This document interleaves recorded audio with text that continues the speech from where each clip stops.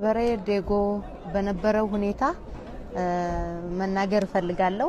ማህበሬ ዴጎ ላይ የነበረው የ25ኛ ክፍለ ጦር ባደረገችው የሲቪል ሰዎች ጭፍጨፋ መናገር ፈልጋለሁ ማለት ነው።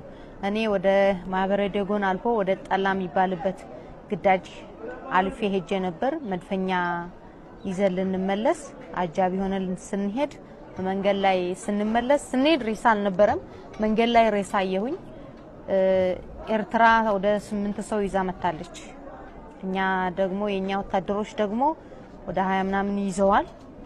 ከዛ አንድ ላይ አንድ ሴት ነበረች። እሷ መለቀቋን ሰምቻለሁ። አንድ ሴት ተለቃለች ሂጂ ተብላ፣ ሌሎች ግን እንደ ተገደሉ ነው። እና የተገደሉበት ምክንያት ጫካ ላይ ውጊያ ስለነበረ ጫካ ላይ ሸሽተው ነበረ። ወደ ጣላ ከጣላ አካባቢ ያፈገፈጉ ይመስለኛል። ሲቪሎች ናቸው። እነዛ ሞተዋል።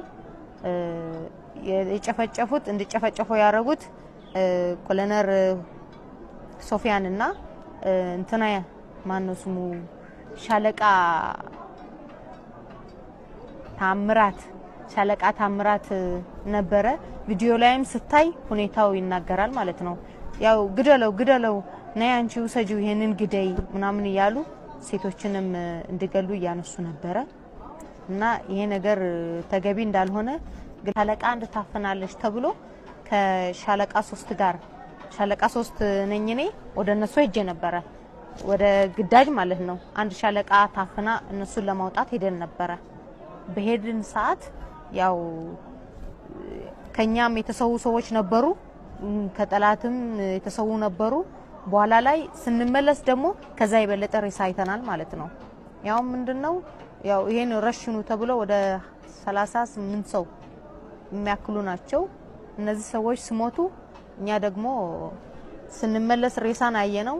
በኋላ ላይ ምንድነው ብለን ስንጠይቅ ይሄን ሰምተናል ማለት ነው። እኔ የነበርኩት ከአክሱም ነው፣ ቀጥታ ወደዛ ይሄድ ነው ማለት ነው። ቀጥታ ሻለቃን ታፈናለች ሲባል መድፈኛም ታፈናለች ሲባል መድፈኛና ሻለቃ አንድ ለማውጣት ሄድን። ሻለቃ አንድ በራስ አወጣች፣ መድፈኛን ሄደን አውጥተናቸዋል ማለት ነው።